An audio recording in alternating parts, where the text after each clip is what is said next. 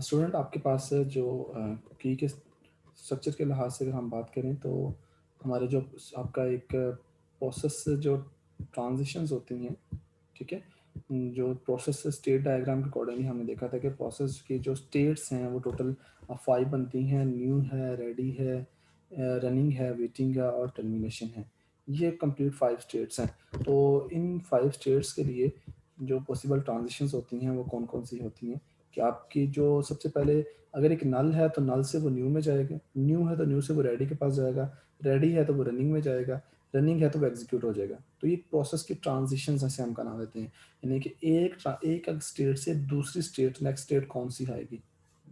तो अगर आपके पास रनिंग में है तो वो रेडी में जाएगा, ठीक है। रनिंग से वो ब्लॉक और वेटिंग में भी जा सकता है। अगर हम यहाँ पर देखें रनिंग से, ठीक है, वो ब्लॉक और वेटिंग में भी जा सकता है और रनिंग से वो टर्मिनेशन पर भी जा सकते हैं।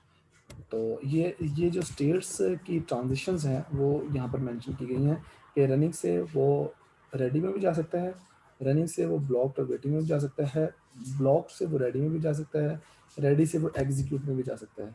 Not shown in the diagram, लेकिन ब्लॉक से वो एग्जिट भी हम कर सकते हैं। तो ये कुछ मेजर ट्रांजिशंस जो हैं, जस्ट वो उनको एलेबोरेट किया गया है कि एक्चुअली आपके पास एक स्टेट के बाद नेक्स्ट स्टेट कौन सी एक सॉफ्टवेयर प्रोसेस की ट्रांजिशन डायग्राम में मौजूद होती है। तो process transition, state transition diagram अगर हम यहाँ पर देखें तो आपको नज़र आ रहा है कि यहाँ पर न्यू है, रेडी है, ब्लॉक्ड है, रनिंग है और टर्मिनेशन। ये 5 स्टेट्स के बारे में आपको पता है कि what does it mean. New, new से रेडी स्टेट से क्या मुराद है। रेडी से जब उसको डिस्पैच किया जाता है रनिंग के लिए, अगर वो वहाँ से इनपुट आउटपुट अगर उसको रिक्वायर्ड है तो वो फिर ब्लॉक या वेटिंग में आ जाता है, ठीक है। फिर वहाँ से उसको रेडी में भेजा जाता है और फिर रनिंग में, और जब वो रन हो जाता है तो वहाँ से उसको एग्जिट करके टर्मिनेट कर दिया जाता है। तो स्टूडेंट ये इसको डायग्रामेटिकली शो किया गया है कि आपके पास एक जो एक प्रोसेस है उसकी कंप्लीट स्टेट्स कौन कौन सी मौजूद होती हैं जब वो सीपीयू में रन हो रहा होता है।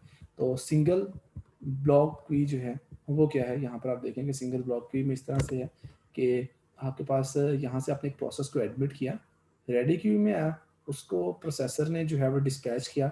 डिस्पैच करने के बाद प्रोसेसर जो है वो वहाँ से उसको रन करके या तो एग्जीक्यूट हो जाएगा, या तो अगर उसको कुछ हार्डवेयर सोर्सेज या इनपुट आउटपुट डाटा रिक्वायर्ड होगा तो उसको जो है वापस जो है इवेंट का वेट अगर वो कर रहा है तो उसको ब्लॉक की वे में भेज दिया जाता है।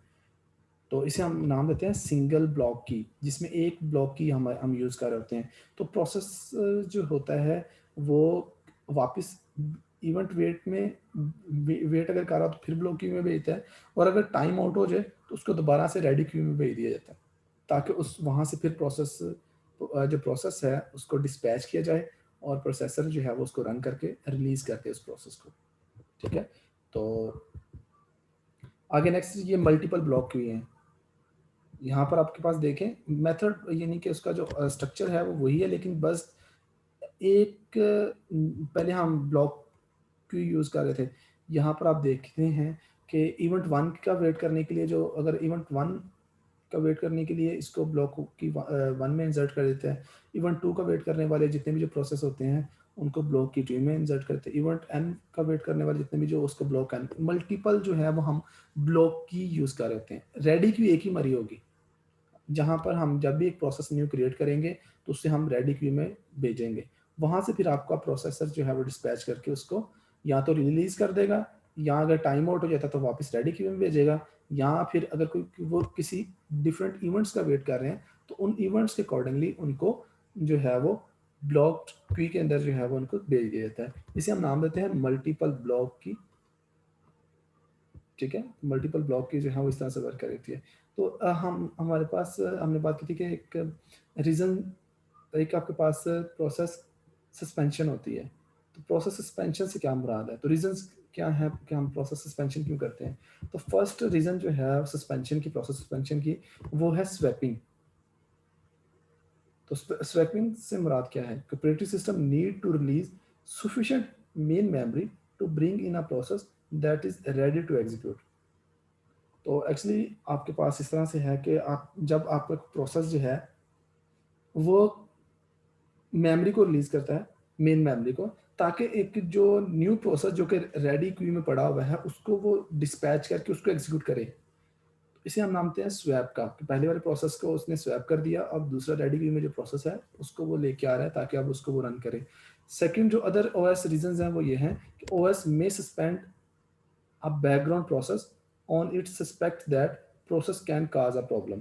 तो कई दफ़ा ऐसा भी होता है कि ऑपरेटिंग सिस्टम जो है वो उसे लगता है कि ये प्रोसेस जो है ये हार्मफुल है, ये प्रॉब्लम क्रिएट करेगा, तो वो उसको जो है वो सस्पेंड कर देते हैं बैकग्राउंड प्रोसेस को। थर्ड जो रीज़न है कि हमारा प्रोसेस की सस्पेंशन क्यों हो जाती है, सस्पेंड क्यों हो जाता है, रुक क्यों जाता है, उसकी प्रोसेसिंग कंप्लीट क्यों नहीं होती, वो टाइमिंग की भी है कि प्रोसेस नीड्स पीरियोडिक एग्जीक्यूशन, कि आपका प्रोसेस जो है उसको एक स्पेसिफिक पीरियड ये टाइम एलोकेट है, अगर वो टाइम कंप्लीट होता है और प्रोसेस पे अपने एग्जीक्यूशन नहीं होती इस प्रोसेस की, देन जो है वो सस्पेंड हो रहा होता है। थर्ड जो है फोर्थ जो आपके पास है वो पेरेंट प्रोसेस रिक्वेस्ट है। कई दफ़ा ऐसा भी होता है कि आपका जो पेरेंट प्रोसेस है वो चाइल्ड प्रोसेस के सस्पेंशन के लिए रिक्वेस्ट सेंड करता है। तो टू कोऑर्डिनेट या examine the child process, parent suspend child process. तो यानी कि चाइल्ड प्रोसेस के बारे में जो डिटेल देखने के लिए, कोऑर्डिनेशन के लिए जो उसकी एग्जीक्यूशन है उसको सस्पेंड करता है पेरेंट। तो ये भी एक काज है। तो आपने 4 काज ये देख ली, और फिफ्थ जो काज होती है वो इंटरेक्टिव यूजर इनपुट है। मीन के user want to suspend the process for debugging process. तो जब हम डिबगिंग कर रहे होते हैं, आप देखो जब हाई लेवल लैंग्वेज में भी हम कोड लिख रहे होते हैं, तो और जब हम डिबगिंग कर रहे होते हैं तो बैकएंड पे हम प्रोसेस को सस्पेंड कर देते हैं। मीन के आप आपका प्रोसेस जो है वो स्टॉप हो जाए और आप जितनी भी जो डिबगिंग अगर आपने परफॉर्म करनी है वो उसको आप परफॉर्म कर सकें। तो प्रोसेस स्टेट को हम देख लेते हैं कि ट्रांजिशंस विद सस्पेंड स्टेट, तो ये प्रोसेस की ही स्टेट्स हैं, लेकिन इसमें हम सस्पेंड जो है उसको भी इंक्लूड कर रहे हैं। तो यहाँ पर आप देखें सबसे पहले जो एक न्यू प्रोसेस होता है, ठीक है, तो न्यू प्रोसेस जो है वो रेडी रेडी या सस्पेंड जो आपके पास स्टेट है उसमें जाएगा, वहाँ से, ठीक है, अगर तो वो एक्टिव है तो उसको रेडी क्यू में भेज देता है, ठीक है, और अगर वो सस्पेंड है तो वापस से सस्पेंड में भेज दिया जाता है। और रेडी क्यू में अगर आपके पास एक प्रोसेस पड़ा हुआ है तो उसको आपका जो प्रोसेसर होता है वो उसको डिस्पैच करता है। डिस्पैच करने के बाद उसको वो प्रोसेस करके एग्जिट कर देता है, ठीक है, एग्जीक्यूट करके उसको वहाँ से प्रोग्राम उस प्रोसेस को रिलीज कर देता है। लेकिन अगर अगर अगर वो रन कर रहा है, लेकिन रनिंग के दौरान जो है उसको लेट्स सपोज कि 5 सेकंड रिक्वायर्ड थे इस प्रोसेस को रन करने के लिए, लेकिन वो रन हो रहा है और टाइम जो है 5 सेकंड से बियॉन्ड चले गया, तो टाइम आउट हो गया, तो उसको वापस जो है वो रेडी क्यू में भेज देते हैं। लेकिन अगर वो प्रोसेस जो रन हो रहा है उसको कुछ डाटा, उस प्रोग्राम को रन करने के लिए कुछ इनपुट आउटपुट डाटा रिक्वायर्ड है, कोई इवेंट अगर उसे होगा, देन वो प्रोसेसिंग उसकी कंप्लीट होगी, तो उसको फिर भेज देता है ब्लॉक में, ठीक है। तो उस प्रोसेस को जो है वो फिर ब्लॉक में भेज देते हैं, और ब्लॉक से फिर उसको जो है, अगर वो सस्पेंडेड है तो उसको सस्पेंड में भेज जाता है, और अगर जब वो एक्टिव होगा देन जो है उसको वापस रेडी क्यू में भेज के, और फिर उसको रनिंग जो आपके पास स्टेट है वहाँ भेज देता है, और उसको उस प्रोसेसर जो है रन करके उसको रिलीज कर रहा होता है। तो यहाँ पर आप देख रहे हैं कि हमने जो है वो रेडी की, रेडी जो आपके पास स्टेट है और जो ब्लॉक स्टेट है, ठीक है, या सस्पेंड स्टेट है, ये हमने उसके साथ इंक्लूड कर दिए हैं। तो ये भी आपकी जो है वो प्रोसेस की जो ट्रांजिशन स्टेट है, प्रोसेस स्टेट ट्रांजिशन डायग्राम, वो हमारी है, ठीक है। तो अब न्यू ट्रांजिशन जो होंगी जब हमने जो है ब्लॉक इंक्लूड कर दिया है, तो वो ट्रांजिशन कुछ इस तरह से होंगी कि सबसे पहले जो ब्लॉक है, ब्लॉक को या सस्पेंड को आगे फर्दर अपना डाटा सेंड कर सकता है। ब्लॉक जो सस्पेंड है वो सस्पेंड से रेडी को, तो यहाँ पर आप देख रहे हैं कि जो स्टेट्स है ना, वहीं से आप जो है इसको इजीली एलेबोरेट कर सकते हैं कि आपके पास रेडी सस्पेंड से आपके पास कहाँ से, आपके पास ये रेडी सस्पेंड है ना, यहाँ से आपके पास किस स्टेट पे मूवमेंट हो रही है, ट्रांजिशन कहाँ पर हो रही है वो रेडी, इसी को जस्ट उसने डायग्राम के जरिए जो है वो शो किया है। तो स्टूडेंट आज आपने देखा कि आपके पास किसी भी जो सीपीयू कि सीपीयू में जो प्रोग्राम रन हो रहा है, एग्जीक्यूट हो रहा होता है, इसे हम प्रोसेस का नाम देते हैं। और प्रोसेस जो है उसकी मेमोरी की डिवीजन क्या की हमने, ठीक है, मेमोरी की डिवीजन किस तरह से की जाती है, 4 स्टेट कौन कौन सी हैं, फिर उसके अलावा जो स्टेट ट्रांजिशन डायग्राम के मुताबिक एक प्रोसेस की मेजर स्टेट कौन कौन सी है, ठीक है, और उनकी ट्रांजिशन किस तरह से हो रही होती है, इनको हमने स्टडी किया। तो कमिंग हम प्रोसेस कंट्रोल ब्लॉक जो है उसको हम स्टडी करेंगे, और नेक्स्ट फिर जो है वो प्रोसेस की जो स्केजलिंग की जाती है उसके लिए जो डिफरेंट एल्गोरिथम्स हैं उनको स्टडी करेंगे। तो आज के लेक्चर के हवाले से कोई कन्फ्यूजन हो, कोई पॉइंट अंडरस्टैंड ना हो सका हो तो आप मुझसे पूछ सकते हैं। मैं ये स्लाइड जो है वो शेयर कर दूंगा आपके ग्रुप में, और जो ये जो लेक्चर रिकॉर्डिंग है ये भी अपलोड कर दूंगा यूट्यूब पे। जी स्टूडेंट, कोई कन्फ्यूजन तो नहीं है?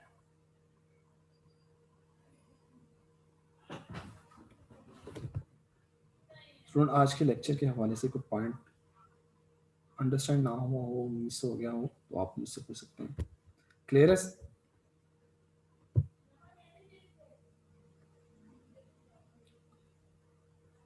चलिए ठीक है ओके स्टूडेंट, अगर आपको ये क्लियर है तो हम आज के लेक्चर को वाइंड अप करते हैं। अपना ख्याल रखिएगा। टेक केयर, अल्लाह हाफिज़।